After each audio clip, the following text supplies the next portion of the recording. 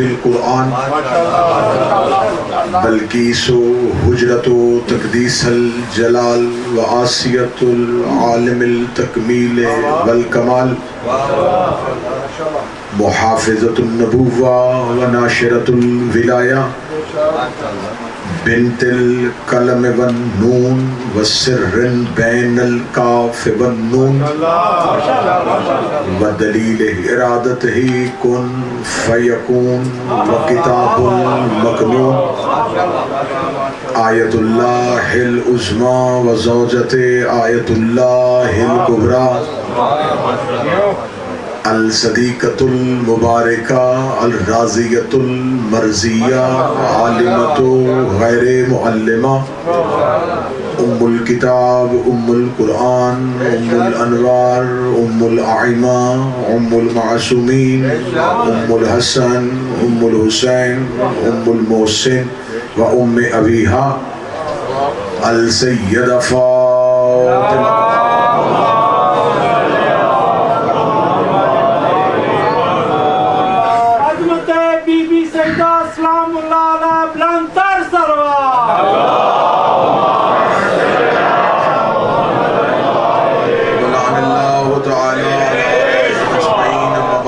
قال حق سبحانہ تعالی فی کتابہ المجید و فرقان الحمید بسم اللہ الرحمن الرحیم اللہ ولی الذین آمنوا یخرجهم من الظلمات الی النور الذین کفروا اولیاءهم الطاغوت یخرجونهم من النور الی الظلمات اولئک اصحاب النار هم فیہا خالدون صلوات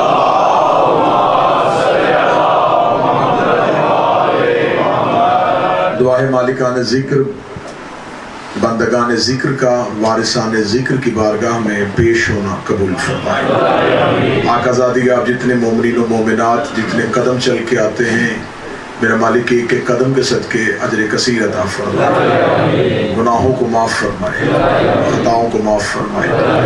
مولا امام حسین ایام عظام میں جتنی بھی راتیں غصے میں گزر گئیں یا جو غصے میں گزریں ان تمام لمحات کو عبادت میں شمار فرمائے، کوئی کمی کوئی کوتاہی کوئی خطا کوئی غلطی ہوئی ہو اس سے درگزر فرمائے، جو پریشان حال ہیں ان کی پریشانیوں کو دور فرمائے، جو بے اولاد ہیں انہیں اولاد عطا فرمائے، ہمیں آخری سانس تک عقیدہ حق عقیدہ ولایت پہ استقامت نصیب فرمائے۔ میرا مالک جہاں جہاں پوری دنیا میں مذہب اہل بیت کے ماننے والے ہیں ان کی حفاظت فرمائے، انہیں آباد و شاد فرمائے۔ یہ کچھ دعائیں ہیں مومنین کی جو ممبر تک آئی ہیں۔ سید علی رضا پیرس میں بیمار ہیں، میرا مالک دعا فرمائے، مالک انہیں صحت عطا فرمائے۔ سید باقر عباس، سیدہ زینب، سیدہ سکینہ، جتنی بھی مومنات میری بہنوں ماؤں بیٹیوں کے نام ہیں، میرا مالک انہیں صحت یابی عطا فرمائے۔ ایک مومنہ ہے وہ کینسر کی مریضہ ہیں، واسطہ ہے جناب فاطمہ الصغریٰ صلوات اللہ علیہ کی عزت کا، مولا انہیں صحت عطا فرمائے۔ جناب سید علی شیر شاہ بخاری، سیدہ رابعہ خاتون، مالک ان کے درجات بلند فرمائے۔ امجد بھٹی صاحب کے خانوادہ کے جتنے مرحومین ہیں مولا ان تمام کے درجات بلند فرمائے۔ میرا مالک جن جن مومنین نے دعاؤں کے لیے کہا ہے، جو زبانوں پہ آ گئی ہیں، جو نہیں آ سکی، جو آپ کے ذہن میں ہیں، جو آپ کی زبان پہ ہیں، میرا مالک ذکر کے تقدس کے صدقے سے یہاں سے کوئی بھی خالی ہاتھ نہیں، تمام کی دعائیں قبول و منظور فرمائے، کیونکہ ان کے سامنے دعا کہنے کے لیے لفظوں کی ضرورت نہیں ہے، نام کی ضرورت نہیں ہے، وہ مقلب القلوب ہے، وہ دلوں کے حال جانتے ہیں۔ میرا مالک جو جو مومنین کی دعائیں اس وقت ان کے ذہنوں میں ہیں، زبانوں میں ہیں، جو ان کے حق میں بہتر ہے، وہ نبی کی بیٹی کے حق کا واسطہ قبول فرمائے، وارث زمان کے ظہور میں جلدی فرمائے۔ ان تمام دعاؤں کی قبولیت کے لیے جتنی ممکن ہو سکے اتنی بلند صلوات تلاوت فرمائے۔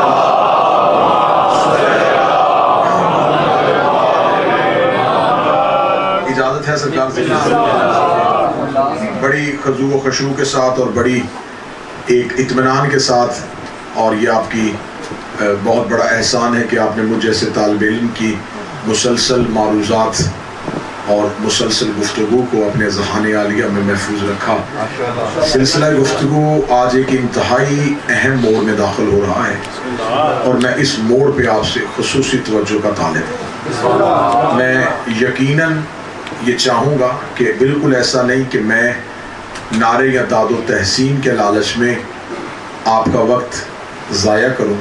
میں چاہتا ہوں کہ کچھ اہم باتیں جو میری قوم کے نوجوانوں اور بچوں تک پہنچانا اس دور میں ہم ضروری سمجھتے ہیں جس وقت دشمنان مذہب سوشل میڈیا کی آڑ پہ ہر روز میرے مذہب کے عقائد پر نئے نئے حملے کر رہے ہیں. تو میری قوم کے بچوں کے پاس جواب دینے کے لیے کم از کم ایسی گفتگو ریکارڈ میں محفوظ ہونی چاہیے جس کا وہ بہتر اور مدلل طریقے سے جواب دے سکے. تو اس لیے میں نے موضوع ایسا چنا تھا. اس موضوع میں انتہائی باریکیاں آئیں اور آج ایک بہت اہم موڑ ہے اور یہ اہم موڑ اسی صورت میں گزرے گا اگر آپ کی توجہات مکمل مبسوط. اب 2 دن سے ہم مسلسل تاریخ میں ہیں اور یہ معائنہ کرنے کی کوشش کر رہے ہیں کہ آخر وہ محرکات کون سے تھے جس کی وجہ سے اہل بیت سے دشمنی کی گئی.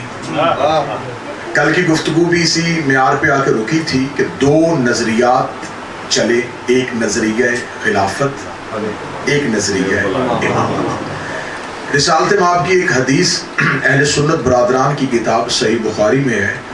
وہاں جو باب استخلاف ہے، خلافت والا باب ہے کتاب الاحکام میں، اس کی حدیث نمبر 7223 یہ اس کا حدیث کا نمبر ہے. اس میں یہ حدیث بہت بہتر سند کے ساتھ نقل کی گئی ہے کہ رسالت مآب کی حدیث ہے. جابر بن سمرو ایک صحابی ہے، وہ کہتا ہے کہ میں سن رہا تھا کہ نبی نے فرمایا کہ میرے بعد میرے 12 خلفاء ہوں گے.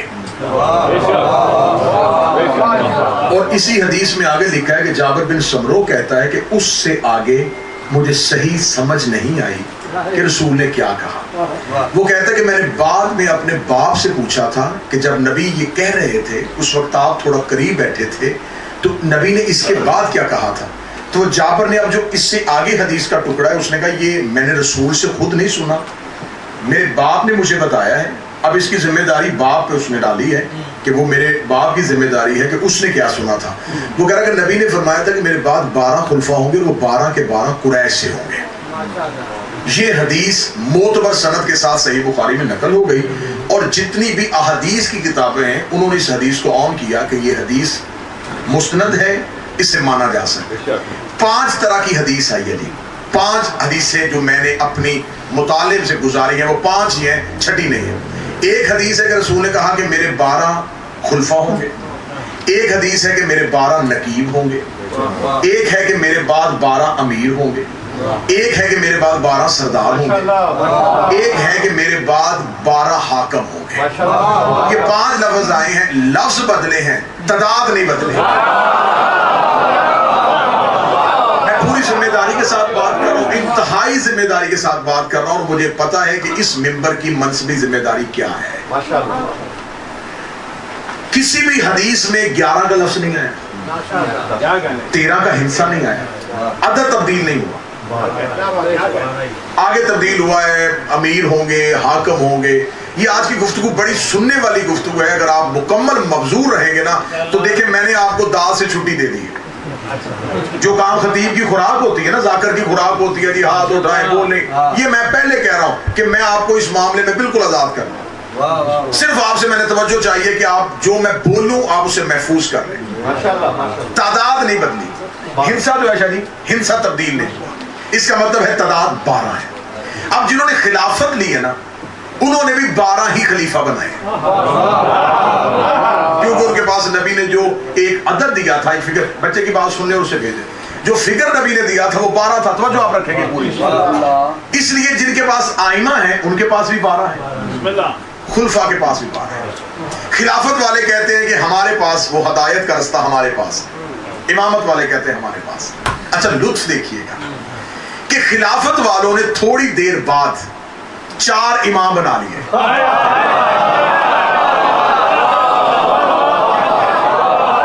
پہلے انہوں نے کہا کہ ہمیں امامت کی ضرورت نہیں، ہم دین خلافت سے لیں گے. لیکن 100 سال بعد انہوں نے پھر آگے جا کے اپنی فقہ کے لیے 4 آئمہ بنا لیا. تو جو بڑی عزت کے ساتھ آپ نے جذبات پہ قابو رکھنا ہے. تھوڑا جذباتی لوگوں سے تھوڑا سا میں کہوں گا کہ حوصلے کے ساتھ مجھے موقع دیجیے گا کہ جو کچھ کہنا وہ میں کہہ لوں اور آسن طریقے سے کہوں. اب ان کے ہاں دیکھیں میں بڑی عزت کے ساتھ بات کر رہا ہوں, بڑے احترام کے ساتھ بات کر رہا ہوں. خلافت والوں کے ہاں 4 آئمہ آئے. آئمہ اربع کہتے ہیں ابھی زبان میں 4 کو. 4 آئمہ جس میں پہلے امام ابو حنیفہ, نام ان کا نعمان بن ثابت تھا, مشہور تھے ابو حنیفہ کے نام سے. ابو حنیفہ امام ہیں, امام شافعی ہیں, امام مالک ہیں, امام حنبل ہیں. یہ 4 امام ہیں. ان میں سے جو سب سے بزرگ ہیں وہ امام ابو حنیفہ ہے. یہ نبی کے جانے کے 100 سال بعد پیدا ہوئے ہیں.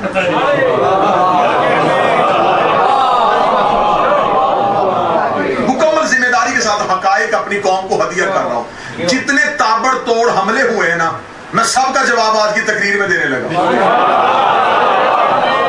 اور کوشش کروں گا جو اگلی 2 تقریریں ہوں گی وہ اس سے بھی زیادہ اہم ہوں گی, کیونکہ میں خود کو خطرے میں ڈال رہا ہوں لیکن قوم کو خطرے سے نکالنے لگا. مجھے پتا ہے کہ دور کون سا ہے, فتنوں کا دور ہے, شر پسندوں کا دور ہے, جھوٹی باتیں پھیلانے والوں کا دور ہے, لیکن کم از کم میں اپنا نام اس مذہب کی وکالت میں لکھوانا چاہتا ہوں. اب 4 آئمہ جو سب سے بزرگ ہیں, امام ابو حنیفہ وہ 100 سال بعد آئے. یہ صحابی بھی نہیں ہے, یہ تابعی بھی نہیں ہے. صحابیوں نے کہا جو نبی کی صحبت میں بیٹھے, تابعی اسے کہتے ہیں جو نبی کو نہ دیکھا ہو لیکن صحابی کے پاس بیٹھے. نہ یہ صحابی ہے نہ یہ تابعی ہے, یہ سب نے مانا. وہ کہتے ہیں صحابی بھی نہیں تابعی. 100 سال بعد جب پیدا ہوئے, 100 سال بعد پیدا ہوئے, اور انہوں نے فقہ مرتب کی کہ نماز ایسے پڑھنی ہے, روزے کا وقت یہ ہے, زکوٰۃ یہ. ہم سے پوچھتے ہیں لوگ کہ شیعت کب شروع ہوئی. میں آج ایک سوال رکھنا چاہتا ہوں. 100 سال بعد آپ کی فقہ کا پہلا امام مرتب ہوا. اس سے پہلے جتنا دور گزرا آپ کس مذہب پہ تھے؟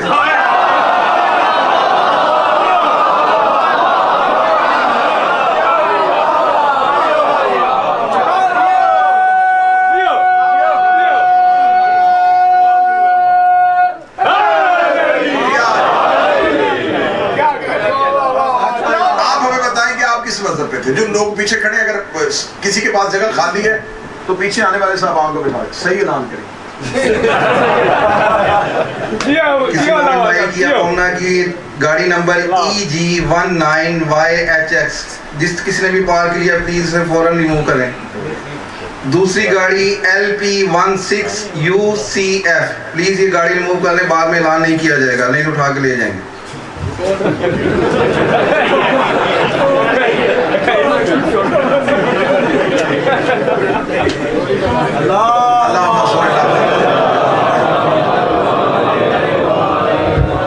موضوع کے ساتھ موضوع ختم نہ ہو آپ کے ذہنوں سے. ایک لمحے کے لیے وہ تسلسل کی زنجیر ٹوٹ گئی, نہ ساری محنت خراب. 4 آئمہ امام ابو حنیفہ ہیں, وہ 100 سال کے بعد پیدا ہوئے. اس کا مطلب آپ کی فقہ مرتب ہوئی ہے ان کے آنے کے بعد. اچھا میرے اہل سنت بھائیوں کے 4 آئمہ ہیں, امام ابو حنیفہ, امام مالک, امام شافعی, امام حنبل. جن میں سے جو سب سے آخر میں امام آئے وہ امام احمد بن حنبل آئے, وہ سب سے آخری امام. ان میں سے ایک امام ہے امام مالک جن کا تعلق مدینے سے, باقی 3 آئمہ کا تعلق مدینے سے نہیں. یہ ہے میرے مذہب کی سچائی. صرف امام مالک اور ان کے ماننے والے ہاتھ کھول کے نماز پڑھتے ہیں.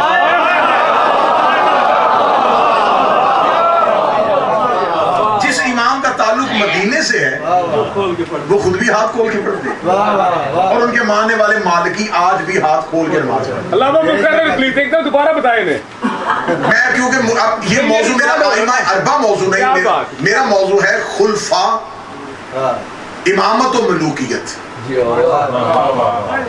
کہ آخر اسلام میں دیکھیں ایک دیوار, جو میرے بزرگ احباب تشریف فرمائے, ایک دیوار کی پہلی اینٹ ٹیڑھی رکھی جائے 50 منزل بھی اوپر لے جاؤ, دیوار ٹیڑھی جائے.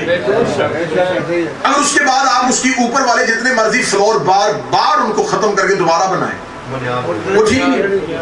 پھر آخر کسی بہت اچھے کاریگر کو بلائیں, آرکیٹیکچر کو بلائیں, تو وہ یہ کہے گا دیکھیں آپ جتنی دفعہ مرضی اس کو توڑیں, یہ ٹھیک نہیں ہوگی. بنیاد ٹھیک کریں.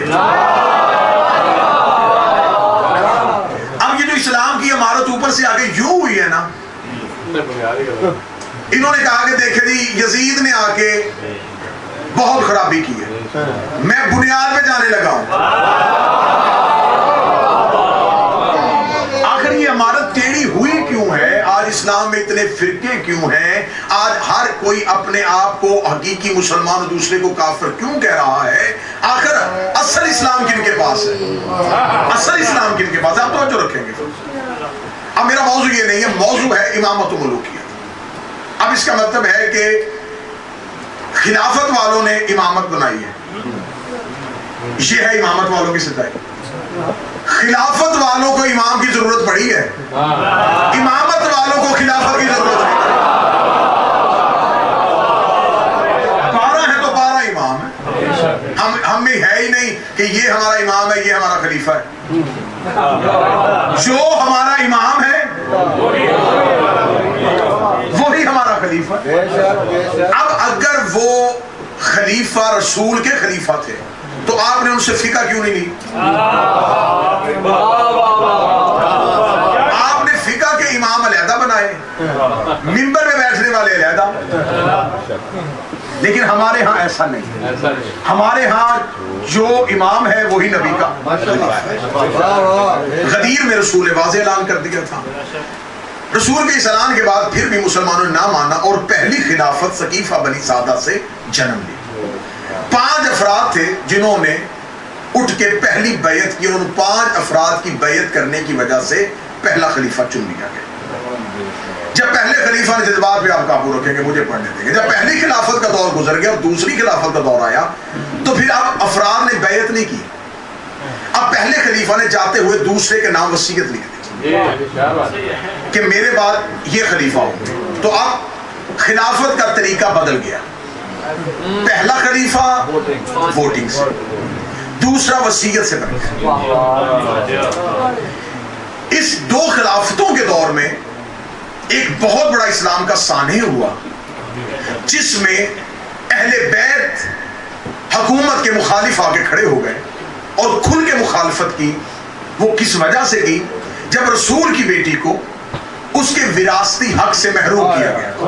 ٹھیک ہے, مجھے کرم ہے جتنا فضل کی گہرائیوں پہ میں نے پڑھا ہے شاید ہی کسی نے پڑھا ہو. میں نے اس پہ اپنے بہت سے لیکچرز کی صورت میں اور مجلسوں کی صورت میں بہت سا میٹر ریکارڈ کروا کے محفوظ کروا دیا ہے انٹرنیٹ کی دنیا میں, تاکہ آنے والی نسلوں کو بھی ضرورت پڑے تو سیدہ کے عنوان سے اگر سرچ کی جائے تو سب سے پہلے اس نوکر کی گفتگو شامل وہ ہو چکی ہے. صدق میں بہت بولا جا چکا ہے. اب یہ ایک بہت بڑا سانحہ تھا جو چھپ کے رونمانی ہوا, جو اعلانیہ طور پہ ہوا. اب 2 خلافتوں کا دور گزر گیا. پہلا خلیفہ ووٹوں سے, دوسرا خلیفہ وصیت سے. اب جب تیسری خلافت آئی تو تیسری خلافت میں کیا ہوا کہ تیسری خلافت میں ایک کمیٹی بنی. تیسری خلافت کو میں اس لیے آج موضوع بنانے لگا ہوں, ڈسکس کرنے لگا ہوں کہ یہاں سے ملوکیت کا آغاز ہونے لگا.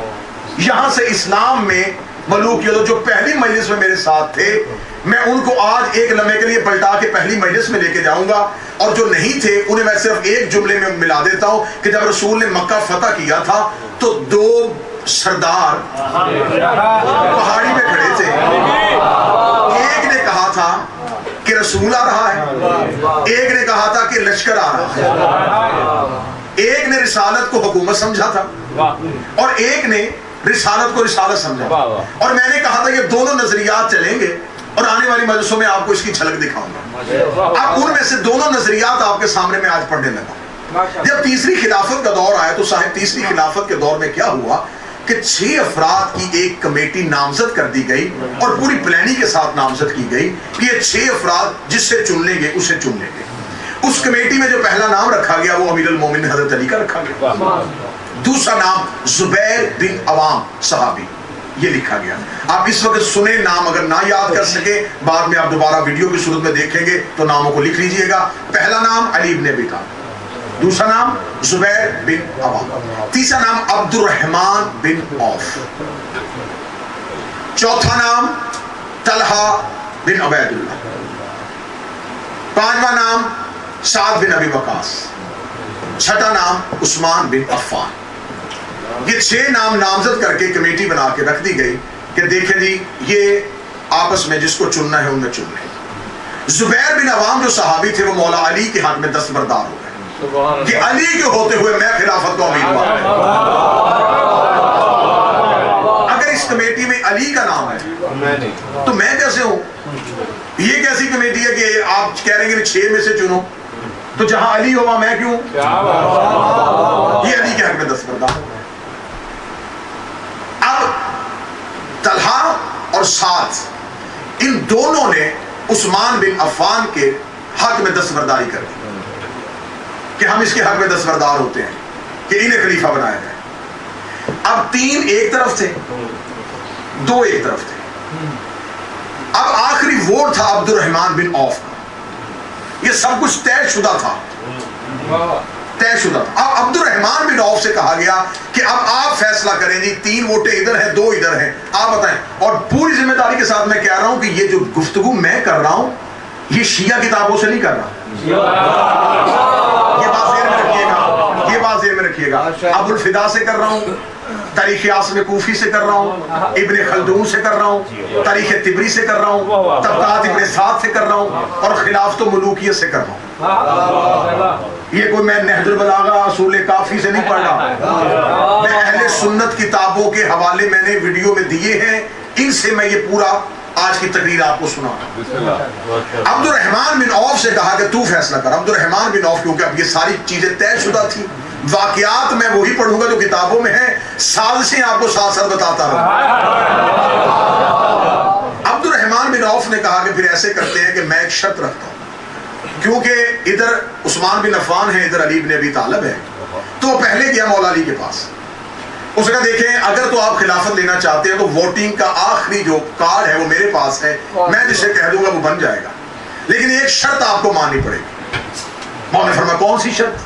اس نے کہا قرآن، سنت اور سیرت شیخین پر عمل کرنا پڑے گا. سیرت شیخین سے مراد جو پہلی 2 خلافتیں گزر گئی ہیں ان کو کہا گیا. آپ قرآن اور سنت اور ان خلافتوں کی سیرت پہ عمل کریں گے، اگر تو شرط مانتے ہیں تو خلافت آپ کو دیں. مولا امیر المومنین نے سر اٹھا کے کہا پہلی بات تو یہ کہ مجھے تمہاری خلافت کی ضرورت نہیں. پہلی بات، اگر تم آئے ہو تو تمہاری شرط غلط ہے. یاری شرط کیسی؟ مولا نے فرمایا اگر سیرت شیخین قرآن اور سنت کے مطابق ہے، شرط علیحدہ کیوں رکھی ہے؟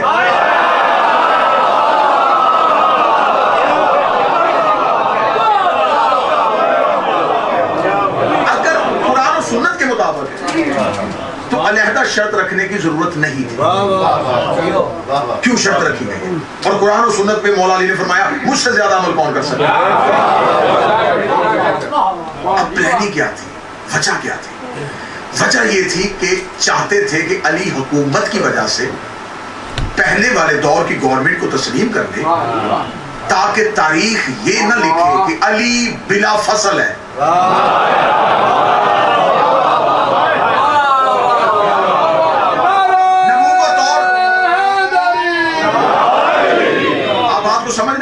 نبوت اور علی تک یہ درمیان میں گیپ ہے نا، اسے علی کو تسلیم کروا کے علی کو یہاں رکھ لیں. اگر علی نے اس کو تسلیم نہ کیا تو علی کو نبی کے بعد یہاں رکھنا پڑے گا. مولا نے انکار کر دیا. مولا نے فرمایا میں تو نہیں کروں گا بھائی، قرآن اور سنت والی شرط ہے تو وہ شرط علی کو ہر صورت قبول ہے، لیکن یہ شرط تو نہیں مانی. اب پلاننگ تھی، وہی شرط جا کے عثمان بن عفان کے سامنے رکھی. آپ اس شرط کو مانتے؟ انہوں نے فوراً کہا میں مانتا ہوں. بالکل سنجیدگی سے سنیے گا، میں تاریخی حقائق پڑھ رہا ہوں. ابھی تک میری قوم خیبر و خندق میں خوش ہوئے جا رہی ہے. اگر آج آپ نے اپنی نسلوں کو یہ حقائق نہ بتائے آپ کی نسلیں گونگی ہو جائیں گی. یہ تاریخی حقائق ہے، دشمن چھپا رہا ہے. وہ علی کے بغض کی وجہ سے نہیں سنا رہے، اپنے خوف کی وجہ سے نہیں سنا رہے. مشکل دور میں کوئی بندہ یہ کام کرے تو آپ کو چاہیے کہ تھوڑی سنجیدگی سے آج گفتگو کو سنیں. اور اگر میں اس شرط کو قبول کرتا ہوں اور مجھے خلافت دے دی جائے. اب خلافت دی گئی. ذہن میں رکھیے گا خلافت کس شرط پہ دی گئی تھی؟ قرآن سنت اور پہلے والی 2 خلافتوں کی سیرت پہ عمل کیا جائے گا. اس شرط پہ خلافت انہیں دے دی گئی. وہ خلیفہ بن گئے. جب وہ خلیفہ بن گئے ان بچوں کو بٹھا دیں, آپ کے بچے ہیں, ان کو بلوا کے اپنے پاس بٹھا دیں, موضوع کو بار بار ڈسٹرب نہ کیجیے. اب جب خلافت ان کے پاس آ گئی, انہوں نے سب سے پہلا جو ایگزیکٹو آرڈر پاس کیا بطور خلیفۃ المسلمین, بطور مسلمانوں کا خلیفہ, وہ ایگزیکٹو آرڈر سنیے گا. اور پھر یہ اہل سنت کتابیں پوری گفتگو آپ نے اس نیت کے ساتھ سننی ہے کہ میں جو پڑھوں گا حرف حرف اہل سنت کتابوں سے ثابت ہوگا,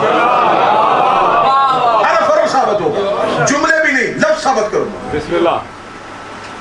اب انہوں نے اس شرط پہ خلافت لی تھی, قرآن اور سنت اور سیرت پہ. پہلا ایگزیکٹو آرڈر کیا کیا, انہوں نے ایک شخص تھا حکم بن آس, اس کا باپ آس اور اس کا بیٹا حکم, یہ مکے میں رسول کے پاس تھے, کفار مکہ. یہ دونوں باپ بیٹا رسول چلتے تھے تو پیچھے سے رسالت ماں کی نقلیں اتارتے تھے اور رسول کی توہین اور تکذیب کرتے تھے. خدا نے قرآن میں ان کی مذمت میں ایک آیت بھیجی تھی لعنت کی. خدا نے آیت بھیجی, رسول نے ان کو مدینے سے نکال دیا. وہ رسول جو خلق عظیم کا مالک ہے. آپ یہاں سے دیکھ لیں کہ کتنے دکھی ہوگا اللہ اور اس کا رسول کہ جس نے پتھر مارنے والوں کو دعا دی تھی. اس نے کہا ان کو میری آنکھوں سے پیچھے کرو, دور کر دو ان کی آنکھوں سے, نکال دو ان کو مدینے سے. مدینے سے نکال دیا گیا. پہلا خلیفہ بنا, اس نے ان کو مدینے نہیں آنے دیا. دوسری خلافت میں یہ مدینے نہیں آئے.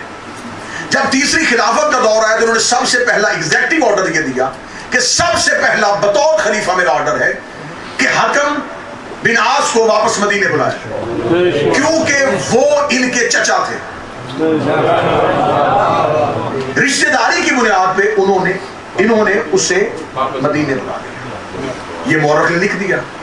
اب میں سوال کرنے لگا مورخ سے, خدا نے حکم دیا تھا نکالو, نبی نے عملاً نکالا تھا, 2 خلافتوں نے آنے نہیں دیا تھا.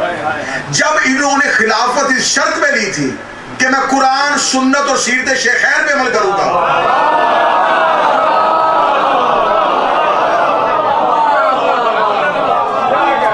تو پہلے ہی حکم نامے سے وہ شرط باطل ہو گئی. قرآن کی پیروی بھی نہیں رہی, سنت کی پیروی بھی نہیں رہی, اور 2 خلافتوں کی پیروی بھی نہیں رہی. ان کو بلا لیا اور بلانے کے بعد مدینے میں انتہائی لوگوں کی مخالفت کے باوجود مدینے بلایا اور حکم کے بیٹے مروان کو اپنا وزیر بنایا, اور صرف وزیر نہیں بنایا, مہر خلافت اس کے ہاتھ میں تھے کہ یہ مہر خلافت تیرے پاس ہے, اب جتنے بھی حکم نامے ہوں گے اب یہ آخری سائن تیرے ہوں گے. مہر خلافت اسے دے دی. اب اگلا کام کیا ہوا, اب دیکھیں ملوکیت پڑھنے لگا ہوں اسلام میں. اسلام میں ملوکیت کہاں سے آئی؟ صرف یزید پہ لعنت نہیں ہوگی, اب آغاز پڑھیں گے اسلام میں یہ اس گھر کو آگ لگی کب تھی.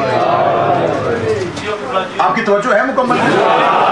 اس کے بعد انہوں نے اگلا کام کیا کہ آپ جو جہاں جہاں اسلام پھیل چکا تھا وہاں جو بہت موضوع بڑے شہر تھے نا جہاں مسلمانوں کی اکثریت تھی اور مسلمان پاور میں تھے, انہوں نے سب سے پہلا کام کیا, انہوں نے کوفے کا گورنر ولید بن عقبہ کو بنایا. ایگزیکٹو آرڈر سے بنایا, خود بطور خلیفۃ المسلمین یہ حکم دیا کہ ولید بن عقبہ کو کوفے کا گورنر بنایا. میری قوم کے بچوں کو میں یہ تاریخ بتا رہا ہوں, اب یہ ولید بن عقبہ سنیں گے یہ کون تھا, میں اس کی تھوڑی سی بتا دیتا ہوں ایک لائن میں. یہ عقبہ بن ابی معیط کا بیٹا تھا جس نے مکے میں رسول کو سجدے کی حالت میں اونٹنی کی اوجڑی نبی پہ پھینکی تھی, رسول کے اوپر اونٹنی کی گندگی پھینکی تھی. یہ اس کا بیٹا تھا, اسے کوفے کا اہم شہر کا گورنر بنایا. اور یہ وہی ولید تھا جس میں یہ ساری کتابوں میں ہے, ان کتابوں میں ہے کہ اسی گورنر نے, صحیح بخاری میں سے میں پڑھنے لگا کہ اسی گورنر نے جب کوفہ میں گیا اس نے شراب پی کے مسلمانوں کو کوفہ کی مرکزی مسجد میں فجر کی نماز 4 رکعت پڑھائی اور 4 رکعت پڑھانے کے بعد پیچھے مڑ کے کہا کہ اور پڑھاؤں. حالت دیکھیے گا ذرا. اچانک یزید نہیں آیا.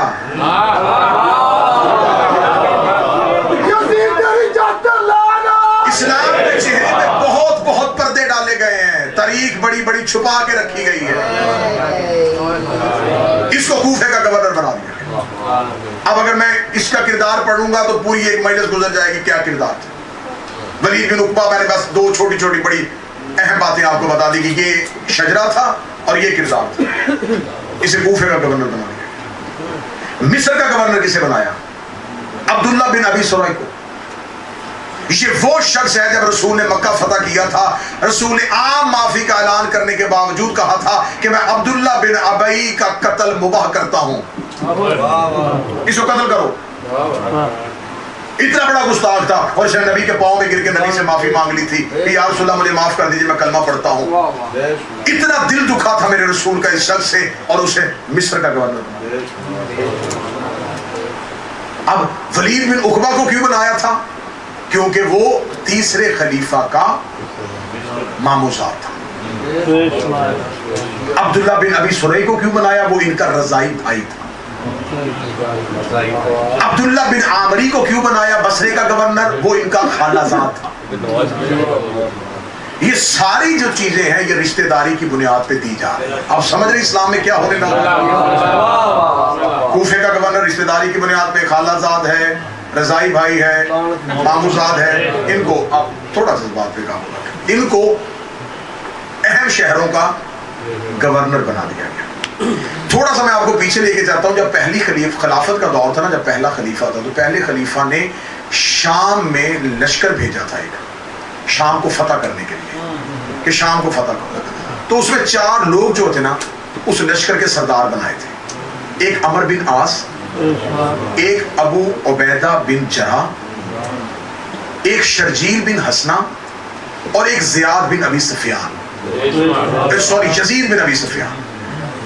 ابو سفیان ایک تو معاویہ کا بیٹا یزید ہے نا، ایک معاویہ کا بھائی بھی یزید تھا، یزید بن ابی سفیان. ان 4 لوگوں کو شام فتح کرنے کے لیے بھیجا، اور ساتھ پہلے خلیفہ لکھ کے بھیجا تھا اگر شام فتح ہو جائے نا تو جو حمص کا علاقہ ہوگا، یہ کیونکہ پورا شام ہی تھا، چھوٹے چھوٹے ملکوں میں تو تقسیم بعد میں ہوا تھا، کہ جو حمص کا علاقہ ہے نا یہ دے دینا ابو عبیدہ بن جراح کو، اردن دے دینا شرجیل بن حسنہ کو، فلسطین دے دینا عمر بن عاص کو، اور دمشق دے دینا یزید بن ابی سفیان. یہ 4 سال لگ گئے شام فتح ہوتے ہوتے. ادھر خلافتوں کا دور گزر رہا تھا اور ادھر یہ 4 سردار لشکر لے کے شام فتح کر رہے تھے. جب شام 14 ہجری میں فتح ہو گیا تو انہوں نے شام کو آپس میں تقسیم کر لیا. دمشق جو تھا یہ آگے ابو سفیان کے بیٹے اور معاویہ کے بھائی یزید کے پاس، یہ بن گیا دمشق کا گورنر. جب یہ دمشق کا گورنر بن گیا تو 18 ہجری میں طاعون کی بیماری کی وجہ سے اس کی موت ہو جاتی ہے. اس کا چھوٹا بھائی تھا معاویہ بن ابی سفیان، دمشق کا حاکم بن گیا. وہ 18 ہجری سے لے کے 60 ہجری تک شام امیہ کے بیٹوں کے پاس رہا. 42 سال 42 ایئرز مسلسل انہوں نے شام پہ حکومت کی ہے. تو جہاں 42 سال ایک حاکم رہا ہو، ان لوگوں کو کیا پتا تھا کہ علی کی محبت کیا ہے؟ یہ ہسٹری بڑی ضروری ہے علی کی دشمنی کی وجہ جاننے کے لیے کہ علی کی دشمنی کی وجہ کیا تھی. جب کیونکہ میں تیسری خلافت پڑھ رہا ہوں، اب میں نے اس کا تھوڑا بیک گراؤنڈ بتایا تھا کہ جب معاویہ بن ابی سفیان جو تھا یہ بن گیا دمشق کا گورنر. جب تیسری خلافت کا دور ہے تو انہوں نے خط لکھا. انہوں نے کہا اردن، فلسطین، بحرین، حمص، یہ سارے کا سارا علاقہ شام میں شامل کر کے اس کا حاکم معاویہ کو بناؤ. کس وجہ سے؟ اس وجہ سے کہ یہ بھی امیہ سے تھے اور وہ بھی امیہ کی نسل سے تھے. یہ جو تیسرے خلیفہ تھے عثمان، ان کا شجرہ ہے عثمان بن عفان بن عاص بن امیہ، اور جو شام میں بیٹھا تھا اس کا شجرہ ہے معاویہ बिन अबू सुफियान बिन हरब बिन उमैया, वो भी नस्ल उमैया, ये भी नस्ल उमैया। कौन अबू सुफियान जिसने मक्का में कहा था हुकूमत आ रही है? उधर शाम में भी उमैया की नस्ल में से आ गया, इधर मदीने में भी नस्ल उमैया में से एक हाकिम आ गया। पहुंच रही है बातें नहीं? जब ये सब कुछ हो चुका तो अब क्या हुआ कि अब जहां जहां ये मिस्र में, उर्दन में, फलस्तीन में, जहां जहां इन इलाकों में मुसलमान आबाद थे, जब उनके ऊपर कूफे में, बसरे में जालिम हाकिम आ गए ना, जालिम उमैया की नस्ल के गवर्नर आ गए, तो इन्होंने जुल्म करना शुरू कर दिया। लोग तड़प उठे, तड़प के लोग अब मदीने की तरफ आने लगे। पहले इन्होंने मुख्तलिफ टोलों में लश्कर बने और 3 लश्कर मदीने में आ गए। पहला लश्कर मुतालबा करके बैठा था जो दारुल अमारा का मुहासरा किए हुए था। उनका मुतालबा था कि इन्हें हटाओ, जुबैर बिन अवाम को खलीफा बनाओ। दूसरा कहता था इन्हें हटाओ, अबू उबैदा बिन जराह को खलीफा बनाओ। तीसरा लश्कर कहता था कि इन्हें पहले हटाओ, हुकूमत का फैसला बाद में करेंगे। अमीर अल मोमिनीन अपने नौकरों को कहते बस खामोश होकर देखो।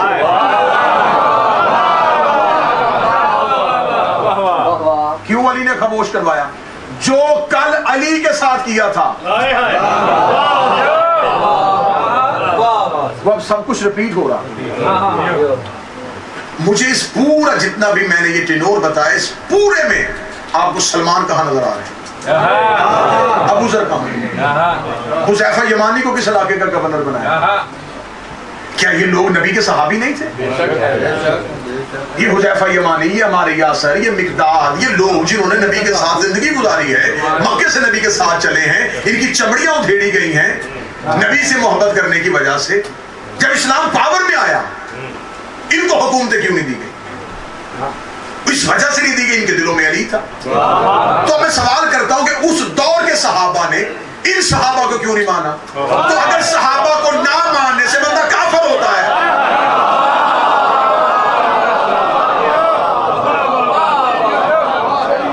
तो फिर क्या ये सहाबी नहीं है? कहते नहीं जी ये उस दौर की बातें थी, उस दौर में मुशाजरात सहाबा हुए, उस दौर में आपस में लड़ाइयां, अब हमें चुप हो जाना चाहिए। अली वाले सूली में भी बोलते हैं। अली मौरख ने नहीं लिखा, हाँ ये बात आप मेरी कौन से है, अली मौरख ने लिखा, फज़ाइल अली मौरख ने नहीं लिखे, ये लहू से लिखे गए हैं। इसको लिखने के लिए, इसको बोलने के लिए, इसको पढ़ने के लिए सर दिए गए हैं। नस्लें लगी हैं इस फज़ाइल अली को आप तक पहुंचाने में, इन हक़ाइक़ अली को आप तक पहुंचाने। अब जब तीनों तरह के लश्कर जो है इन्होंने आके मदीने का मुहासरा कर लिया, और मदीने का मुहासरा करके इन्होंने दारुल अमारा को घेरे में ले लिया। अब अंदर बैठे हुए खलीफा वक्त ने जल्दी जल्दी खत लिखे, मुसव्वर इब्न मखज़ूमी को कासिद बना के शाम भेजा कि माविया बिन अबू सुफियान से जल्दी जल्दी लश्कर लेके आ, लोगों ने मेरे महल का घिराव कर लिया। उसने ये कह के कासिद को वापस भेज दिया कि जितनी देर में शाम से मदीने जाऊंगा हमला हो जाएगा, लिहाजा उन्हें कहें ये मदीने की लड़ाई है, संभालें। क्योंकि वो एक बहुत बड़ी स्टेट के पावरफुल बन के बैठे, उन्हें क्या जरूरत है मदीने की लड़ाई में हाथ डालें? उनके पास एक बहुत बड़ी स्टेट थी, वो शाम में बैठे हुए थे, 8-10 मुल्क उनके अंडर थे, उन्हें क्या जरूरत थी? उन्होंने कहा ये मदीने वालों की लड़ाई है, आप जाने। और शाम वालों ने इस्लाम का एक ही रुख देखा था जो उमैया वालों ने दिखाया था। यही वजह है कि अली कत्ल हुए कूफे में, और शाम में लोग पूछ रहे थे अली मस्जिद में क्यों गए थे? शाम में अली की दुश्मनी कितनी थी, ये एक अलहदा मजलिस मुझे चाहिए कि शाम वालों का किरदार क्या था, उनके पास इस्लाम क्या था। मदीने का शख्स तिजारत करता करता शाम पहुंचा, तो चले अब बात चल रही है तो मैं ज़िम्नन एक बात सुनाता हूं। जब वो शाम पहुंचा तो उसने जाके देखा कि मस्जिद थी शाम की, जामे मस्जिद से दमिश्क की, अजान हो रही है, और मौसम क्या कह रहा है? अशहदु ला इलाहा इल्लल्लाह, अशहदु अन्ना अशहदु अन्ना मुहम्मद रसूलुल्लाह। मैं गवाही देता हूं कि अल्लाह एक है, और ये गवाही देते हैं कि मोहम्मद अल्लाह का रसूल है। मैं हकाइक पढ़ रहा हूं, हकाइक। वो शख्स परेशान होकर मस्जिद में दौड़ा के मौज़िन को रोकूं, ये कैसी अज़ान दे रहा है? जब वो मस्जिद में पहुंचे तो तब तक नमाज खड़ी हो गई।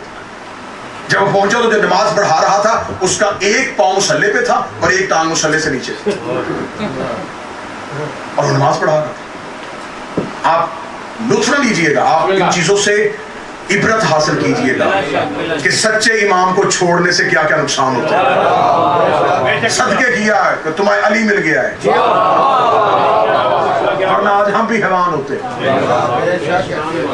وہ گیا تو ایک ٹانگ مسلے پر ایک نیچے اور نماز پڑھا. اس شخص نے دیکھا, اس نے کہا حد ہو گئی ہے, یہ کیسی نماز ہے.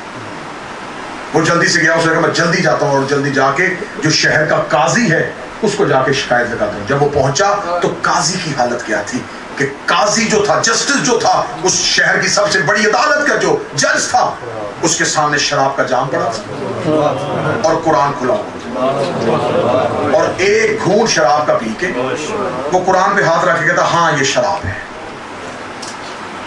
اس شخص کا دل پھٹنے کو آ گیا. آپ سن رہے ہیں تو آپ کی یہ کیفیت ہے, جو دیکھ رہا ہو اس نے یہ کیسا اسلام ہے. وہ بھاگا, اس نے کہا جا کے میں حاکم کو جا کے کہوں گا کہ یہ دیکھو یہ کیا ہو رہا ہے. جب وہ پہنچا تو انہوں نے کہا وہ تو ایک نماز جنازہ پڑھانے کے لیے گئے. جب وہ ان کے پیچھے قبرستان کی طرف بھاگا تو ایک زندہ شخص کو رسیوں میں لپیٹ کے لے جایا جا رہا تھا اور اس کو سامنے رکھا گیا, اس کا جنازہ پڑھا گیا, زندہ کو قبر میں گاڑ کے. جب اس نے یہ منظر دیکھا تو اس نے چیخ مار کے کہا, اس نے کہا کیا حال کر دیا تم نے شریعت محمدی کا, کیا حال کر دیا تم نے اسلام محمد کا. انہوں نے کہا کیا ہوا؟ انہوں نے کہا میں نے اذان یہ دیکھی, نماز یہ دیکھی. انہوں نے کہا اس میں کیا ہے؟ اب انہوں نے اس کو مطمئن کیسے کیا؟ انہوں نے کہا ہماری مسجد کا مؤذن چھٹی پہ تھا, ایک عیسائی جس کی آواز اچھی تھی اسے ہم نے بطور مؤذن رکھ لیا. وہ کہتا اللہ ایک ہے, یہ کہتے ہیں کہ محمد اللہ کا. اس نے کہا جس نے نماز پڑھائی ہے اس کا ایک پاؤں مسلے پہ تھا. اس نے کہا ہاں میں جلدی میں آ رہا, میرا آدھا جسم پاک تھا, آدھا ناپاک تھا, جو پاک تھا وہ میں نے مسلے. اس نے کہا وہ جو جسٹس تھا, جو وہ قاضی ہے جس نے شراب, اس نے کہا اس کے پاس ایک فیصلہ آیا تھا کہ یہ کسی شخص سے شراب برآمد ہوئی ہے, تو وہ شخص کہہ رہا تھا یہ شراب نہیں ہے, تو وہ پی کے قرآن پہ حلف دے رہا تھا. اس نے کہا تو نے زندہ کا جنازہ پڑھایا. اس نے کہا زندہ کا جنازہ کیسا؟ 40 لوگ آ کے گواہی دے رہے تھے کہ مر گیا, تو میں 40 لوگوں کی گواہی دیکھتا یا ایک ہی دیکھتا. جب اس نے رونا شروع کیا تو حاکم نے دیکھا کہاں سے آیا ہے؟ اس نے کہا مدینے سے. اس نے کہا ابو طالب کے بیٹے علی کو جانتا ہے؟ کہنے لگا علی کو جانتا. اس نے کہا علی کو جا کے حاکم کا پیغام دے دینا کہ میرے پاس شام میں اتنا جاہلوں کا مجمع اکٹھا ہو گیا ہے کہ میں جب چاہوں علی کے مقابلے پہ لے کے آ سکتا ہوں. جن لوگوں کو قرآن کی عزت کا نہیں پتا تھا, جن کو نبی کی عزت کا نہیں پتا تھا, وہ علی کا احترام کیسے کرتے. یہ تھا شام کا تصور. شام میں یہ ہو گئی تھی اسلام کی حالت. سمجھ آ رہی ہے بات؟ اب جب حملہ چاروں طرف سے ہو چکا, انہوں نے انکار کر دیا کہ میں بھی نہیں آؤں گا. عبداللہ بن عامر جو ان کا ماموزاد تھا, اس نے بصرے کی جامع مسجد میں اعلان کیا تھا, لیکن لوگوں نے کہا تھا ہم ساتھ نہیں دیں گے, ہم نہیں نکلیں گے. کوئی بھی نہ نکلا, اکیلے رہ گئے. جب بالکل تیسرے خلیفہ اپنے گھر میں محصور تھے تو اپنے غلام سے کہنے لگے کوئی علی کو بلاؤ, کوئی علی کو پیغام دو. امیر المومنین تک پیغام پہنچا. علی ابن ابی طالب آئے. آپ قطع نہ سوال کیجئے گا, نہ کوئی سوال شیعہ یہ نہ کیا کرے کہ علی نے ایسا کیوں کیا. پہلی بات تو یہ کہ امام کے کسی فعل پہ ایسا نہیں کہتے. دوسری بات ہے کہ کبھی بھی امام کو اپنی نظر سے نہ دیکھیں کہ جیسا ہم انسانوں کا مزاج ہے, امام بھی ہم جیسے ہوتے ہیں تو ہم تو ایسے کبھی دشمن کو نہ کریں. تو امام ہوتا ہے اللہ کا مظہر. اللہ کافر کو بھی خوراک دیتا ہے. قرآن میں اتنی مذمت کی ہے.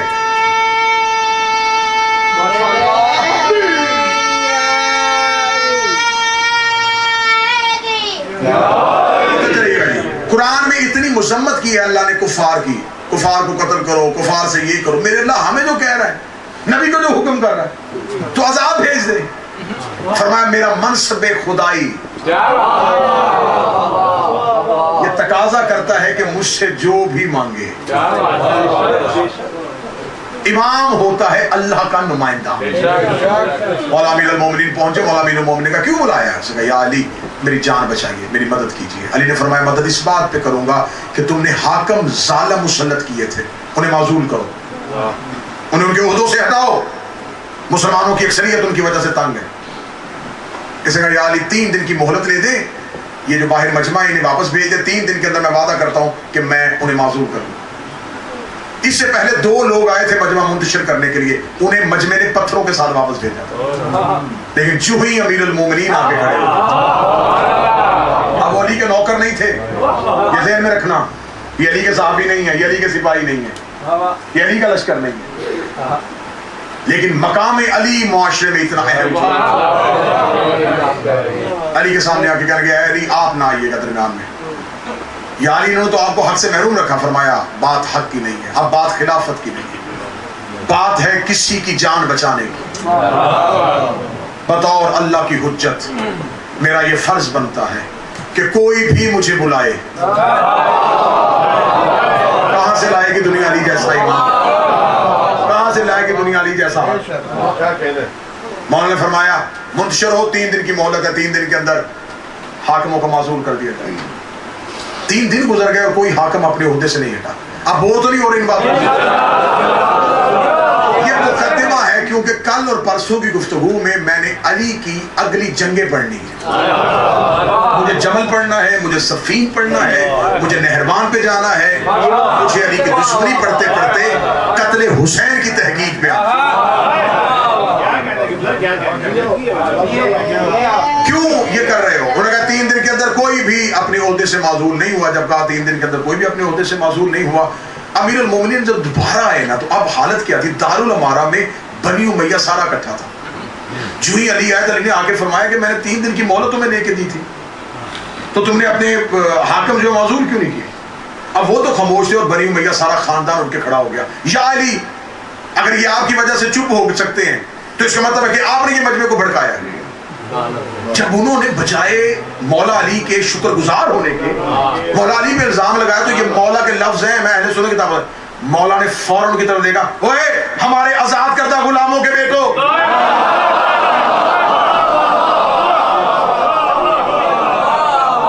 یہ جو بول رہے تھے نا ان میں سے آدھوں کے باپ علی نے فتح مکہ پہ تلوار کے نیچے سے نکالے تھے، مار دینے تھے علی نے۔ ہمارے آزاد کردہ غلاموں کے بیٹو، خبردار، تم کیا سمجھتے ہو کہ تم نے علی کو اپنے مقصد کے لیے استعمال کیا؟ جاؤ میں تمہیں کوئی مہلت نہیں لے کے دوں گا۔ جب مولا امیر المومنین جلال میں آئے تو خلیفہ اٹھے، انہوں نے کہا نہیں یا علی یہ ان لوگوں کا تھا، آپ ایک دفعہ دوبارہ مجمع کو منتشر کریں۔ امیر المومنین نے فرمایا آخری مہلت لے کے دینے لگا، فوراً اپنے جتنے حاکم ہیں معزول کرو تاکہ مسلمانوں کے ہاں ظلم کی کمی ہو سکے۔ انہوں نے کہا میں ابھی ایک حکم نامے کے ساتھ سب کو معزول کر دوں۔ اب کتنا مشکل تھا، کیسے معزول کر سکتے تھے؟ اب جو جہاں بیٹھ گیا تو اترتا ہے، وہ اپنی اپنی حکومت بنا کے بیٹھے تھے۔ اب شام میں کہا جائے کہ اس کو اتارو تو اترے گا، اس کا اپنا لشکر بن گیا، بصرے والے نے اپنے فوجی بنا لیے۔ اب انہیں پتا تھا کہ جن کو میں بٹھا بیٹھا ہوں اب یہ اتریں گے نہیں، اب کیا کیا جائے؟ مولا امیر المومنین کا تیرے پاس ایک ہی صورت ہے، ان کو معزول کرنا پڑے گا۔ اس نے کہا اے علی سب سے پہلے کس کو عہدے سے معزول کروں؟ سب سے پہلے مصر خالی کر۔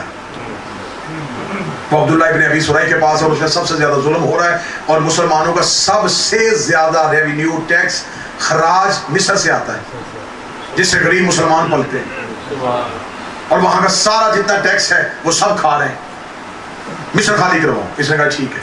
اس نے کہا کوئی آپ بتائیں، آپ اپنا کوئی بندہ نہیں؟ فرمایا میرا کوئی بندہ نہیں، کسی بھی عادل حاکم کو بھیج۔ لفظ پڑھوں طریقہ، لفظ پڑھوں۔ اللہ فرمایا میں کسی کو نہیں نومینیٹ کرتا، کسی عادل کو بھیج۔ ہاتھ باندھ کر کے عادل تو پھر سارے آپ ہی کے پاس ہیں، یعنی مجھے تو اس میں کچھ نظر نہیں آ رہا، جتنے عادل ہیں جن پہ اعتماد کیا جاتا ہے وہ سارے آپ کے حکم ہیں، یعنی آپ ہی کسی کو منتخب کریں۔ سطر نے اڑا گئی روح کو۔ اللہ فرمایا پھر محمد بن ابی بکر کو بلاؤ۔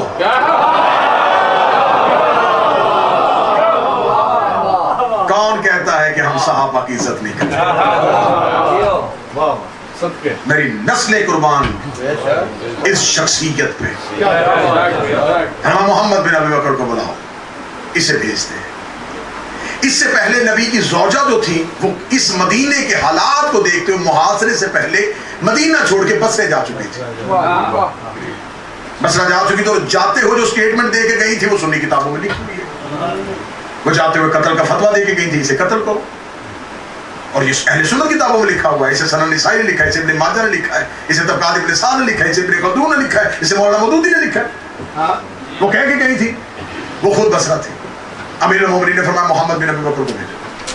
इसने कहा ठीक है मोहम्मद बिन अबी बकर को। इसने जल्दी से कहा कि मैं मोहम्मद बिन अबी बकर को एक खत लिखा कि अब्दुल्ला इब्न सुरैह जो ही तुम्हारे पास मोहम्मद बिन अबी बकर पहुंचे, फौरन अपने ओहदे से माजूल होके मिस्र की हुकूमत और बैतुल माल के खजाने के तमाम हिसाब किताब मोहम्मद बिन अबी बकर के हवाले करके फौरन मदीने आ गए। ये खत मोहम्मद बिन अबी बकर, मोहम्मद बिन अबी बकर ने तेज रफ्तार घोड़ा लिया, मदीना से निकले, और जाते हुए जो बाहर मुहासरे पे थे उन्होंने कहा देखो मैं जा रहा हूँ, ये अमीरुल मोमिनीन ने पहला ओहदा माजूल करवा दिया है, ये हमने सरकारी हुक्मनामा ले लिया है, मिस्र का चार्ज संभालूंगा जब तक, उन्होंने कहा जब तक तू मिस्र का चार्ज संभालेगा मदीने के बाहर बैठे, जो ही तेरे पास मिस्र का चार्ज आ जाएगा हम समझ लेंगे कि ओहदे माजूल होने शुरू हो गए, फिर हम भी अपने अपने घरों को चले जाएंगे। इधर से मोहम्मद बिन अबी बकर निकले। मोहम्मद बिन अबी बकर अभी मदीना से निकले थे, ये अमीरुल मोमिनीन ने जाते हुए मोहम्मद रात को सफर ना करना।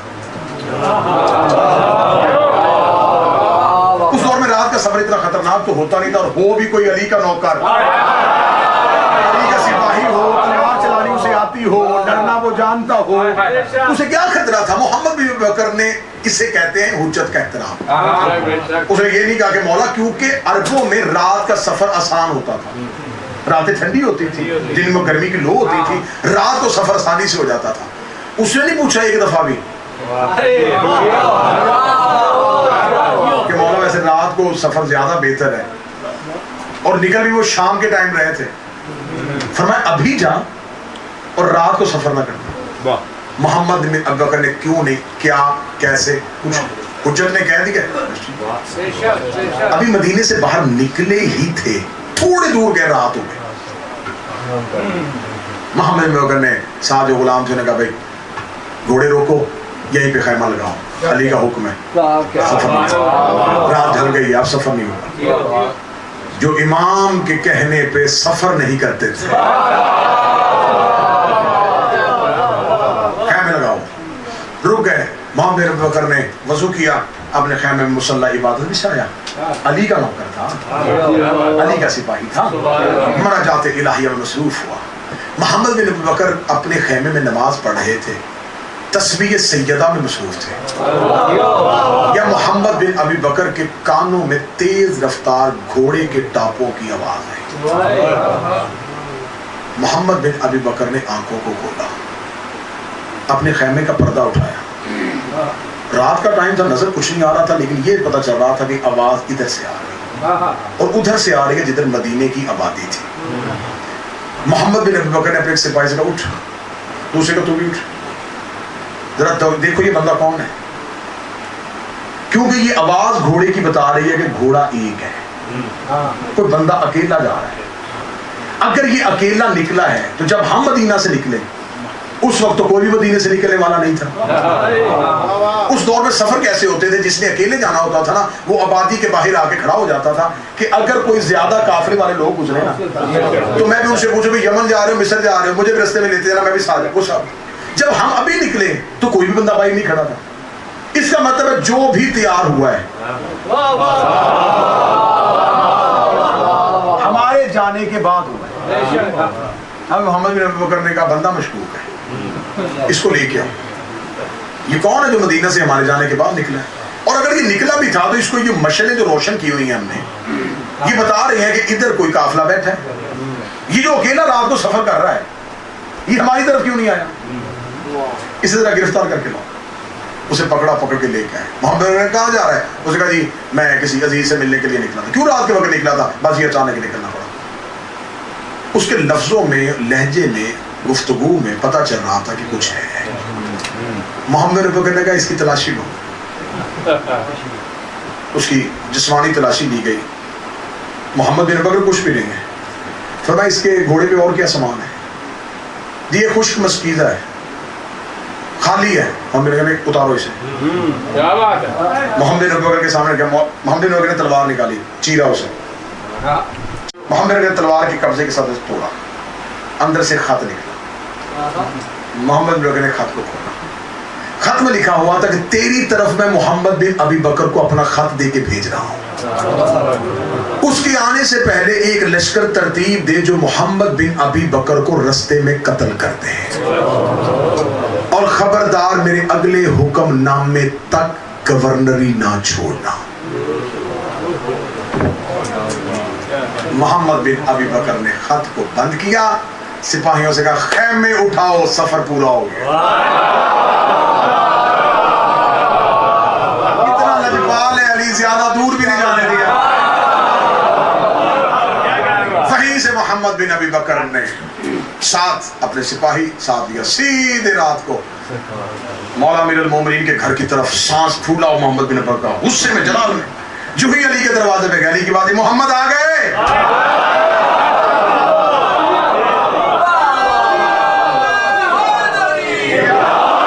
محمد آ گئے، مولا آ گیا۔ امیر المومنین نے اپنے خیمے اپنے گھر کا پردہ اٹھایا۔ محمد بن ابی بکر کہانی سنانا چاہتے ہیں، علی نے فرمایا خط دے۔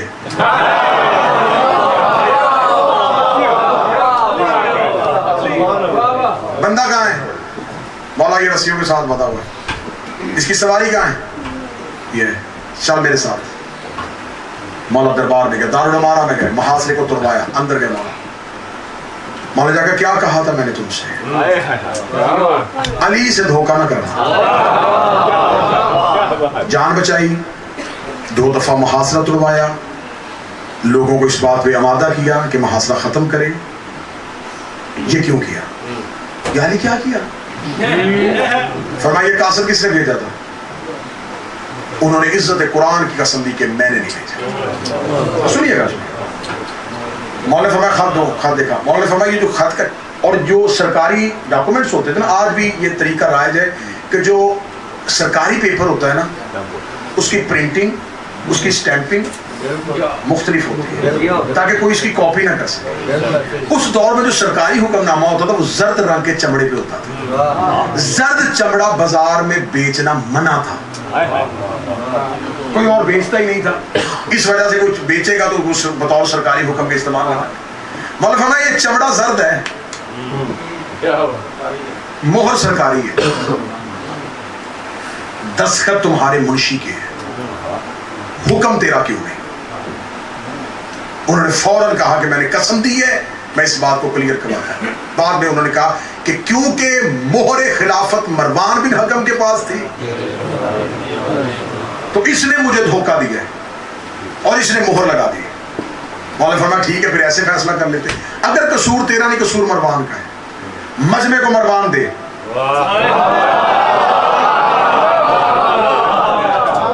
تو لوگ باہر کھڑے ہیں نا، اگر یہ گناہ گار ہے تو یہ دے، میں جہاں دے کے جاتا ہوں کہ اس نے دھوکہ کیا بھائی۔ اب اسے اس لیے نہیں دے سکتے، وہ داماد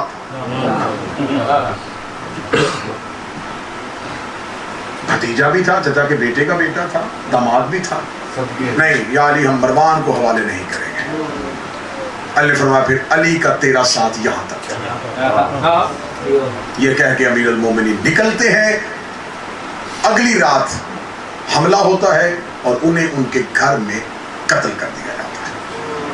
اس قتل کے بعد اسلامی تحریک میں کون سی تبدیلیاں آئیں، وہاں سے کل گفتگو کو لے کے آگے بڑھیں گے۔ پھر جمل اور صفین کے محرکات پھر ہم آہستہ آہستہ سفر کریں گے اسلام میں ملوکیت نے اسلام کو کتنا زخمی کیا۔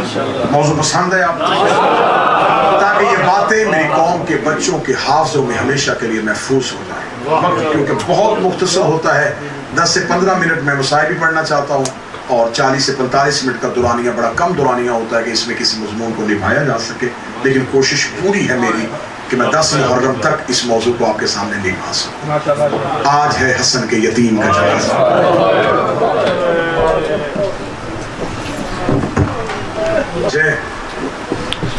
اس شہنشاہ کا جنازہ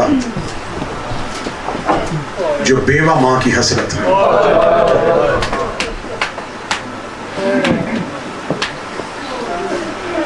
ہر ماں اپنی اولاد شوق سے پالتی ہے،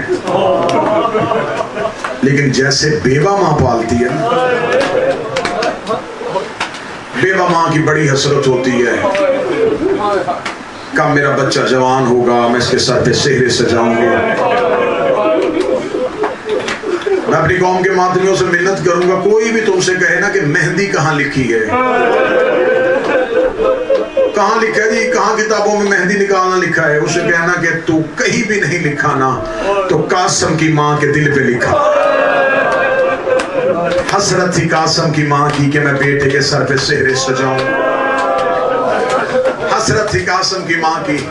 آج میں اپنی بہنوں بیٹیوں سے گزارش کروں گا، شبیر کا ذاکر ہوں، تمہارا بھائی ہوں، تمہیں حسین کا واسطہ آج قاسم کی مہندی ضرور اٹھانا۔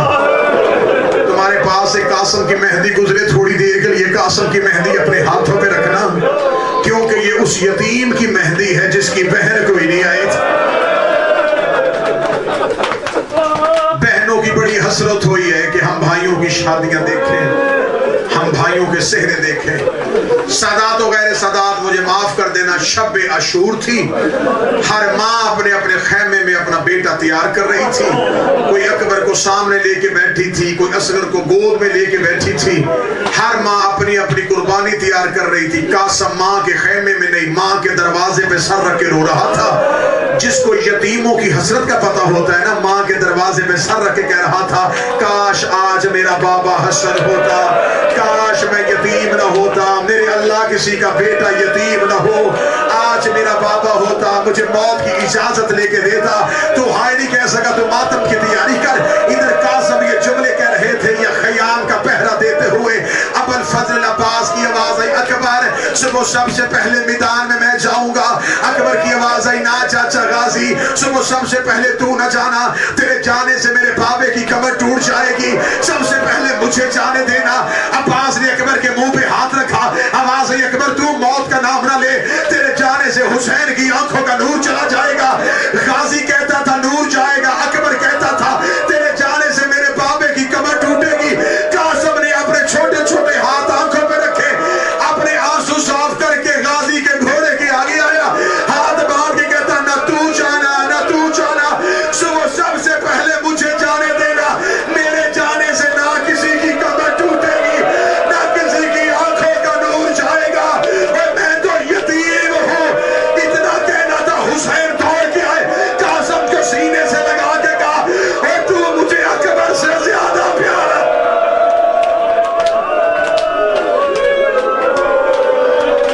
اجرک من اللہ، آواز تھوڑی بہت سے زیادہ کرنا، تو مجھے اکبر سے زیادہ پیارا۔ بڑی دردناک شہادت ہے، بڑی دردناک شہادت ہے۔ کل مجھے ماتمیوں نے کہا کہ آپ زیادہ مصائب پڑھ رہے ہیں، کم مصائب پڑھے کسی کا دل پھٹ جائے گا۔ آج میں کوشش کروں گا، لیکن چند روایتیں جو میں چھپاؤں گا نہیں، ایسے نہ ہو کہ قاسم کی ماں سمجھے کہ یتیم سمجھ کے شہادت نہیں سنائی۔ کوئی رویا اس لیے نہیں کہ میرا بیٹا یتیم تھا۔ کوشش میں کروں گا، کوشش کروں گا، جتنا چھپا سکوں اتنا چھپانا، ہاتھ نہ جوڑنا۔ حضرت قاسم کی موت، ہر ماں شہید کی اجازت لینے کے لیے چل کے حسین کے پاس گئی، بار بار قاسم ماں کے خیمے میں، اماں مولا مرنے نہیں دے رہے۔ فرمایا قاسم تجھے اجازت مانگنے کا طریقہ ہی نہیں آتا۔ قاسم رو کے کہتا، اماں بار بار گیا ہوں، مولا حسین کے سامنے کھڑا بھی ہوا ہوں، لیکن جب وہ فرشت لکھتے ہیں تو مجھے میرا نام نظر نہیں آ رہا۔ ماں کہتی ہے قاسم دودھ نہیں بخشوں گی اگر سن لیا کہ تو کل لڑا نہیں۔ قاسم کہتے ہیں اچھا اماں صبح ہونے دے۔ صبح سب قربانیوں کی اجازت لے رہے تھے، ماں کی رات والی نصیحت یاد تھی، قاسم تجھے اجازت مانگنی نہیں آتی، 13 سال کا شہزادہ تھا، بابا اس کا بڑا امیر تھا، باپ کے جانے کے بعد حسین نے شہزادوں کی طرح پالا تھا قاسم۔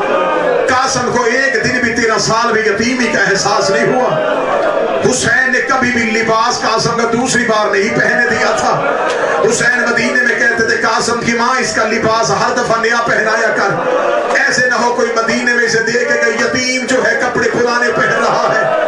قاسم لباس نیا پہنتے تھے، سر پہ امامہ نیا رکھتے تھے، اتنا شہزادوں کی طرح پالا تھا حسین نے قاسم کو۔ قاسم کو اجازت مانگنے کا طریقہ نہیں آتا تھا۔ اگلا جملہ میں پڑھوں گا، اللہ جانے تو سمجھے گا کیسے۔ قاسم اجازت لینے کے لیے کیسے آیا، حسین کے سامنے کھڑا تھا، یہ ماں کی नसीहत याद आई। कासिम तुझे इजाजत मांगने का तरीका नहीं आता। कासिम बेसाख्ता हुसैन के पाँव में गिर गया, हुसैन के कदम पड़ गया, मुझे मौत की इजाजत दे दे, मुझे मांगना नहीं आता, मैं हसन का बेटा हूँ, मुझे मांगने का तरीका। हौसले के साथ, हौसले के साथ। इतना रोगे कि घरों तक रोगे। मौला मुझे मांगना नहीं आता। मौला हुसैन की आवाज़ है, कासिम कहाँ जाना चाहता है? मौला मौत के लिए। फरमाया कासिम मौत को क्या समझते? फरमाया शहर से ज्यादा। फरमाया कासिम कैसे बेटा? मौला हसन 28 सफर को जहर मिला था, या कासिम 3 साल का सीने पे था। मौला इमाम हसन ने कहा था कासिम की माँ मुझे कागज कलम दे, मैं एक तवीज लिख दूं। तवीज लिख के कासिम के बाजू में बांध दिया। बीबी ने पूछा मौला कैसा तवीज है? फरमाया कभी बहुत मुश्किल पड़े ना कासिम को, तो कासिम को कहना ये तवीज पढ़ लेना। अगला जुमला पढ़ो जो मुसाहिब पे रो लेते हो, जिन्हें पता है कि खिताबत या जाकरी में रोना कैसे कहते हैं। मैं जुमला पढ़ूं, जो जुमला समझोगे वो रोगे। 13 साल हुसैन ने ऐसे पाला, कासिम को तवीज की जरूरत ही नहीं। 13 साल में एक दिन ऐसा नहीं आया कि कोई मुसीबत आई हो, कोई मुश्किल आई हो। 10 मुहर्रम डूबती हुई असर कासिम को मुश्किल नजर आई। कासिम को बाप का तवीज याद आया। कासिम ने जल्दी से अपने दाएं हाथ से तवीज खोला। तवीज खोल के जब हुसैन के आगे किया, किताबें कहती मुद्दत के बाद भाई की तहरीर पे भाई की नजर पड़ी। तवीज में लिखा था हुसैन अगर दीन पे मुश्किल बने, मेरा कासिम मेरी समझ से कुर्बान कर देना। ये कासिम हसन के हिस्से की कुर्बानी है। ऐसे समझना कि करबला में हसन का हिस्सा आ गया। हुसैन ने भाई की तहरीर पढ़ी, चीखे मार के रोए मेरे मौला। तहरीर को पढ़ा, चूमा आंखों से लगाया। कासिम इस तहरीर के बाद अब कुछ नहीं, जा कासिम मां से अलविदा कर। कासिम मां से मिल के आ। किताबें कहती है 13 साल का शहजादा इजाजत मिलने के बाद दौड़ा मां के खैमे की तरफ, चेहरे पे खुशी, कहता अम्मा मुझे मौत की इजाजत मिल गई, अम्मा मुझे मौला ने इजाजत दे दी है। बीबी देख रही कासिम बैठ खेमे में, मैं तुझे तैयार करवाऊं। अभी कासिम की मां तबर्रुकात वाले संदूक पे हाथ रख रही थी, दरवाजे पे हुसैन की आवाज आई। कासिम की मां फरवा अगर तू इजाजत दे आज कासिम को मैं तैयार करवाऊं। बीबी ने कहा मौला इससे बड़ी सआदत क्या होगी कि मेरा यतीम तू भेजेगा। हुसैन ने कासिम का हाथ पकड़ा, अपने खेमे में लेके गए। हुसैन ने अपना तबर्रुकात वाला संदूक खोला। जो बंदा सीना पीटेगा, जो बंदा चेहरा पीटेगा, वो बंदा मुझे देखे। हुसैन ने तबर्रुकात वाला संदूक निकाला। हुसैन ने उस संदूक में से हसन की कमीज निकाली, हसन का अमामा निकाला। हुसैन ने हसन की कमीज कासिम को पहनाई, हसन का अमामा हुसैन ने कासिम के सर पे रखा। कासिम का माथा चूम के ज़ैनब के खेमे में गया। लेकिन ज़ैनब हसन मिलने के लिए आया। हौसला हौसला हौसला हौसला हौसला हौसला। ज़ैनब भाई मिलने के लिए आया। मुद्दत के बाद बहन ने बिछड़े हुए भाई की तस्वीर देखी, बेसाख्ता चूमना शुरू किया। अली की बेटी कासिम का हाथ पकड़ के हर खेमे में गई, जाकर दी बीबी हो जिसने हसन देखना हो, ये देखो मेरा कासिम हूबहू हसन लग रहा है। अली की बेटियों ने कासिम की ज़ियारत की। गाजी ने कासिम को घोड़े की ज़ीन पर रखा। कासिम तेरे बाबे ने मुझे तलवार चलानी सिखाई थी। कासिम तू मेरा शागिर्द है तू मेरे मौला का बेटा। कासिम फौजी अशकिया में जाना, नजरें टीने पे मेरे चेहरे पे हो, जैसे मैं तुझे कहूं वैसे हमला करना। कासिम भरपूर हमला करना। कासिम ने कहा मौला गाजी तू जाने दे, चचा अब्बास तू मेरी जंग देखना। ماں نے دیکھا قاسم تیار ہو گیا، رو کر سید آدیو ایک بار اکیلے میں قاسم سے کوئی بات کرنا چاہتی ہوں۔ ساری بیویاں فروا کے خیمے سے چلی گئیں۔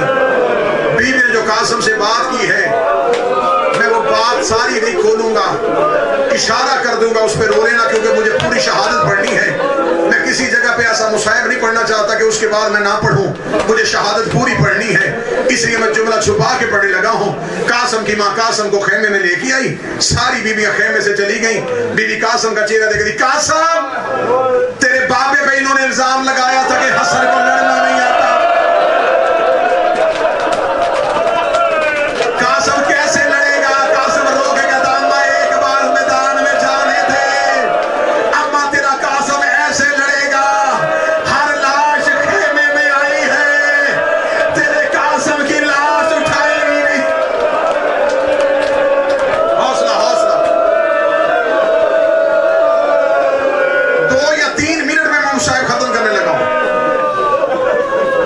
قاسم کی ماں نے قاسم کو گھوڑے پہ بیٹھتا ہوا دیکھا، سیدزادیوں نے الوداع کیا، حسین ٹیلے کے نیچے، عباس ٹیلے کے اوپر، فضا دروازے پہ، زینب مصلے پہ، فروا زینب کے قدموں پہ، فروا کی نظریں زینب کے چہرے پہ، زینب کی فضا کے چہرے پہ، فضا کے حسین کے چہرے پہ، حسین کی غازی کے چہرے پہ۔ غازی کی نظریں جاتے ہوئے قاسم کو دیکھ رہی تھی۔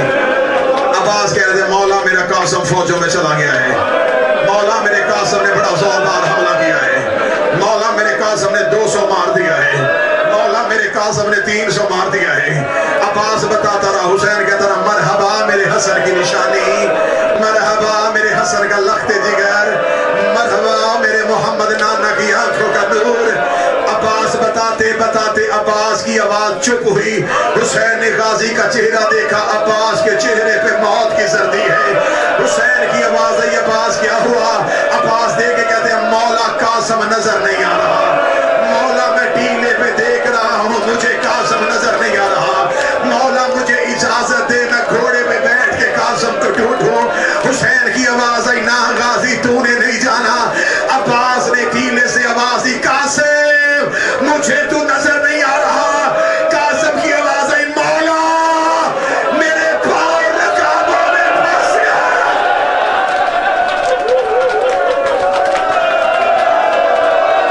حوصلہ حوصلہ حوصلہ، رک رہا ہوں، اگلے جملے بڑے دردناک ہیں، تو نے کل تک چپ نہیں کرنا، تم گلیوں میں ماتم کرو گے اگر قاسم کی شہادت سن لو۔ مولا میرے پاؤں رکابوں میں پھنس گئے۔ جس کو گھوڑ سواری نہیں آتی، گھوڑوں میں بیٹھے ہوئے سوار تو دیکھے نا، گھوڑے پہ جو سوار بیٹھا ہوتا ہے نا وہ پاؤں رکابوں میں پھنسا کے بیٹھتا ہے، اس کا زور ہوتا ہے رکابوں میں، اور اگر اللہ نہ کرے کبھی سوار گھوڑے کی زین سے گرے اور پاؤں رکابوں میں الجھ جائے، نہ وہ زین پہ ہوتا ہے نہ زمین پہ۔ علی کا جملہ سن لیا، اب اس کے آگے جملہ پڑھوں، کر لو گے برداشت؟ نہ زین پہ ہوتا ہے نہ زمین پہ ہوتا ہے۔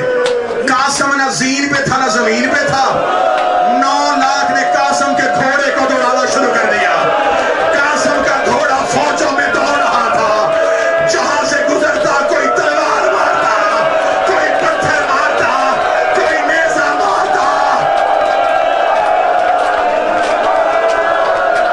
حوصلہ حوصلہ، ہاتھ پکڑنا، ہاتھ پکڑنا، ہاتھ پکڑنا، جو قریب بیٹھے پکڑتے رہنا، جو قریب بیٹھے ہو ماتمیوں کے ہاتھ پکڑتے رہنا۔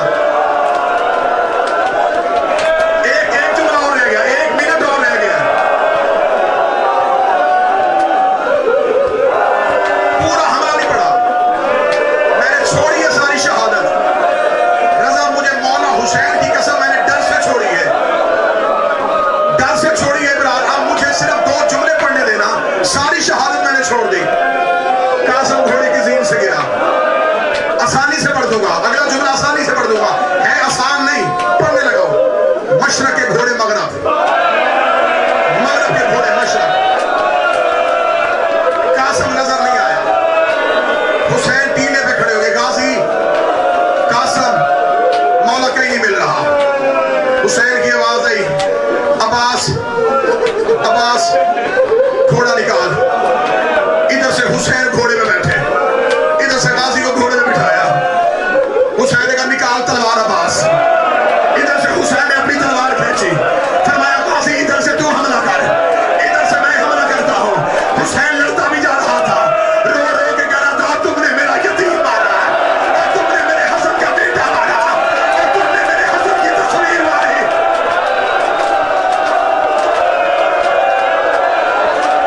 हौसला हौसला हौसला हौसला हौसला। फौजें छट गई, मैदान हो गया खाली। जब फौजें अब्बास और हुसैन के हमले से दौड़ गई ना, हुसैन ने मैदान खाली देखा। हुसैन को फिर भी मक्तल में कासिम नजर नहीं आया। हुसैन टीले पे खड़े हो गए, अमामा सर से उतरा हुआ है। हुसैन ने बिना तशबीह यूं बाजू, कासिम कासिम कासिम कासिम, मेरा लाल कहाँ गिरा है, मेरा बच्चा मुझे नजर क्यों नहीं आ रहा। जब हुसैन ने देखा ना कहीं से आवाज नहीं आ रही, हुसैन ने ताकत और इख्तियार इमामत को इस्तेमाल किया।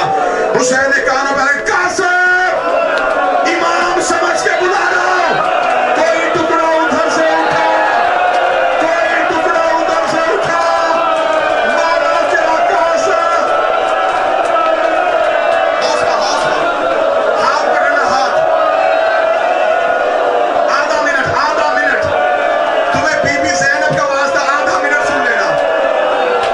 अगले साल फिर कासिम सुनोगे।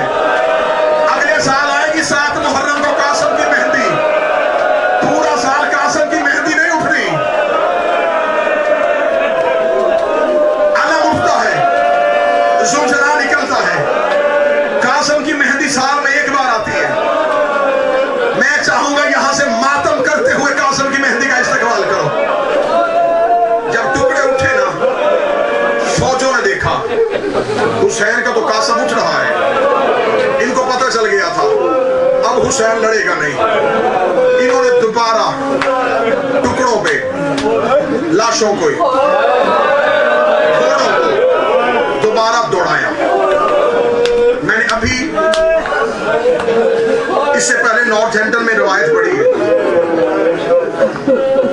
मजलिस का माहौल बदला है, रंग बदला है। अब मैं रिवायत माफी मांग के पढ़ूंगा। जो सैयद बैठे हो वो मुझे माफ कर देना। तो दिल का मरीज बैठा है, 1 मिनट के लिए कानों पे हाथ रख ले। किसी से बर्दाश्त नहीं होता वो बेशक उठ के चला जाए। मुझे कासिम की मां के सामने शर्मिंदा ना करना, मुझे बीबी के सामने शर्मिंदा नहीं होना कि तूने अकबर की पर्ची पढ़ी, तूने असगर का तीर पढ़ा, तूने मेरे बेटे की गुरबत नहीं पढ़ी। 20 साल हो गए हैं मुझे हुसैन की जाकिरी करते हुए। मैं जब भी मौला कासिम की शहादत पढ़ता था, मैं यही पढ़ता था कि हुसैन ने अमामे की चादर बनाई और कासिम की लाश के टुकड़े चुने। मैंने जैसे पढ़ा था, जैसे मिंबर से सुना था, मैं पढ़ता था। यहां आने से पहले मैं 3 महीने करबला रहा। ये मैं मिंबर के गिलाफ पे हाथ रख के कह रहा हूं, गलत पढ़ूं मैं नबी की बेटी का मुजरम बनूं। इतनी बड़ी बद्दुआ तो नहीं मैं दे सकता तेरे आंसू की खातिर। रोना तो तूने अपनी आकबत के लिए है ना, मेरे पे तो कोई एहसान नहीं ना। तुम्हारे रोने का सामान बनाने लगा हूं। वहां पे एक शख्सियत है बाबे सिदरा पे, वो बैठते हैं सैयद मोहम्मद तबातबाई। 80 साल उम्र है, सफेद उनकी रीश है, करबला में रहते हैं। 40 साल हो गए उन्हें मक्तल लिखते हुए। 76 किताबें मक्तल में अब तक वो सिर्फ मक्तल पे लिखी हैं उन्होंने।